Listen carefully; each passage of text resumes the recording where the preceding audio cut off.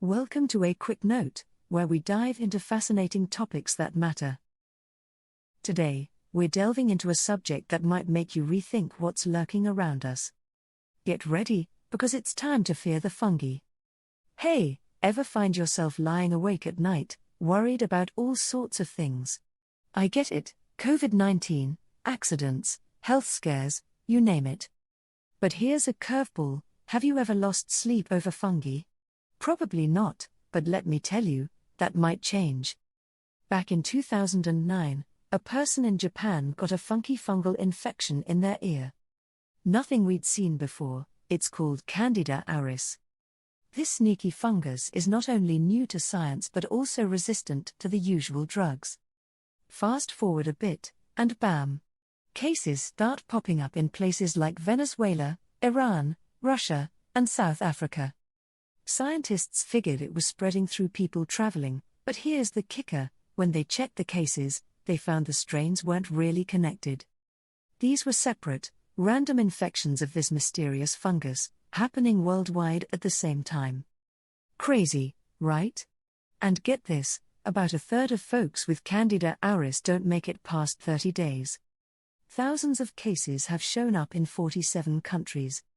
Some smart minds think this surge in cases is a sign of things getting even crazier. Isn't it a relief that humans don't have to stress about fungal infections all the time? According to Dr. Arturo Casadevall, a microbiologist at Johns Hopkins University, if we were trees, fungi would be a constant source of terror. And imagine being a fish, reptile, or amphibian, fungi would be right up there on your fear list. Fungal infections can be devastating for creatures like snakes, fish, corals, and insects. Take Batrachochytrium dendrobatidis, for example. This fungal infection has wreaked havoc on amphibian populations globally. Some scientists estimate that chytrid has led to a decline in over 500 amphibian species, which is around 1 out of every 16 known to science. Why are fungal infections so widespread in various creatures? Well, fungi are everywhere. Andre Speck, a medical mycologist at Washington University School of Medicine, points out that with every breath we take, we inhale between 100 and 700,000 spores. They're so prevalent that they've even made it to the space station. Humans can indeed fall prey to fungal infections, like the notorious athlete's foot. Fungal diseases also pose a significant threat to immunocompromised individuals with HIV. However, the good news is that humans are generally less susceptible to fungal attacks. One key reason is that humans are warm-blooded, and most fungi struggle to survive in our warm internal environments. In fact, Casadevall's research suggests that a whopping 95% of fungal species cannot endure the average temperature inside the human body. So, our warmth is a powerful defense against these pesky invaders. The temperature barrier in action is evident when observing hibernating animals, as they lower their internal temperatures to survive the winter. Take bats, for instance, which have faced significant declines due to white nose syndrome. This syndrome infects them during hibernation when their temperatures drop below the usual. According to Dr. Casadevall, these observations support his theory about the long history of the animal world's interaction with fungi. He suggests that our warm-blooded nature may have evolved as a defense mechanism against the fungal infections that can devastate cold-blooded populations. Being warm-blooded comes at a cost. Maintaining a high body temperature requires a lot of energy, translating to a need for more food. Some warm-blooded animals have to eat more in a single day than a cold-blooded reptile of the same size would consume in an entire month. Constantly seeking food also increases the risk of predation or encountering a harmful gas station meal. Why go through all that trouble when you can simply bask in the sun? Among the many advantages of being warm-blooded, Casadevall argues that the fungal filter is crucial. This concept could help solve an evolutionary mystery. After the asteroid wiped out the dinosaurs, why didn't they make a comeback and reclaim dominance on Earth? Casadevall proposes that warm-blooded creatures' resistance to fungal infections played a pivotal role, allowing them to become dominant while the remaining cold-blooded dinosaurs succumbed to these infections. In essence, the ability to resist fungi contributed to the rise of warm-blooded creatures as the dominant species.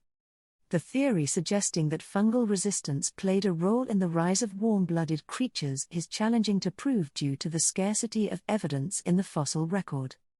Fungi, being squishy and degradable, are not conducive to fossilization, making it difficult to find preserved evidence of their presence or infections. André Speck notes that while it's an intriguing idea, it remains somewhat on the fringe, and definitive proof may elude us unless advanced sequencing techniques reveal invasive mold in dinosaur fossils.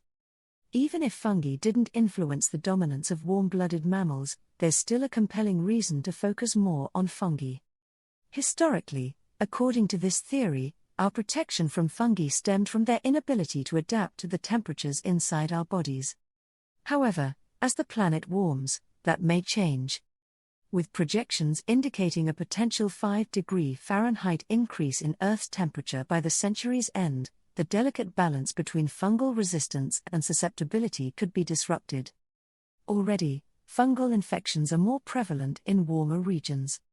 Cryptococcus, a fungus potentially fatal to people with AIDS, can reach rates of 30% in Africa, compared to 5 to 10% in temperate regions. The critical factor lies in the slight yet significant difference between human body temperature and tropical conditions.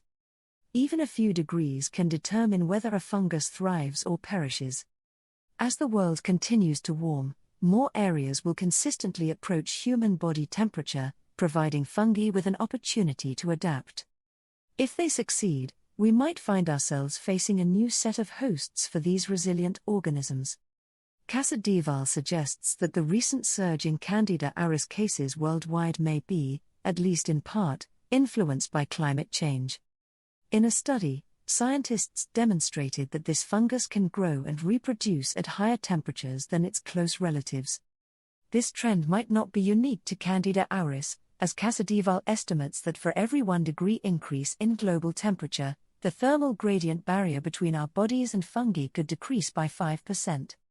Currently, Casadevall and his team are working on identifying fungal species most likely to make the leap to humans, those that already exist on the edge of our body temperatures. However, we're still far from having a comprehensive list, as it's unclear which species pose the most significant threats and where these species are located. If that isn't alarming enough, doctors face challenges in combating fungal infections. Due to the historically rare occurrence of life-threatening fungal infections in humans, the field is underfunded. For instance, Cryptococcus in Africa claims more lives than tuberculosis, yet research into Cryptococcus receives only 1% of the funding allocated to tuberculosis. Some argue that fungal pathogens should be considered neglected diseases. Furthermore, doctors often lack training in identifying these infections, leading to delayed diagnoses. Even when identified, there are only 3 types of antifungal drugs available. Since fungi are more closely related to humans than to viruses or bacteria, medications effective against fungi can also harm us. The limited tools available highlight the urgent need for increased awareness, research, and funding in the fight against emerging fungal threats. The fungal infections we're discussing here aren't your typical athlete's foot or dandruff issues, they're serious infections within the body that can cause significant harm. Every year, over 300 million people worldwide contract severe fungal infections, and sadly, more than 1.5 million of them lose their lives. Some individuals with certain infections develop fungal balls inside their lungs, while others face horrific, incurable musculoskeletal infections that can lead to drainage as the fungus burrows out. Medical professionals like André Speck often find themselves helpless, with no effective treatments available, ultimately having to refer patients to hospice care.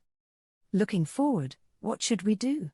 Dr. Casadevall echoes the sentiment of many scientists: the field urgently needs more funding.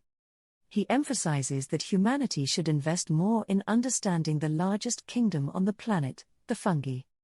The COVID-19 pandemic has underscored the importance of being better prepared for disease outbreaks. Despite our experience with coronaviruses, there's a significant gap in our knowledge about many potentially risky fungi. The lesson from the pandemic is clear: We're not adequately prepared for the next potential outbreak, even if it involves a different virus. The world is teeming with potential threats that could pose serious risks to human health, and it's crucial that we invest in research and resources to better understand and combat these potential dangers. Thanks for joining us on this eye-opening exploration into the world of fungi. If you found this information as intriguing as we did, don't forget to hit that like button and subscribe for more quick insights. Stay curious, stay informed. This is a quick note.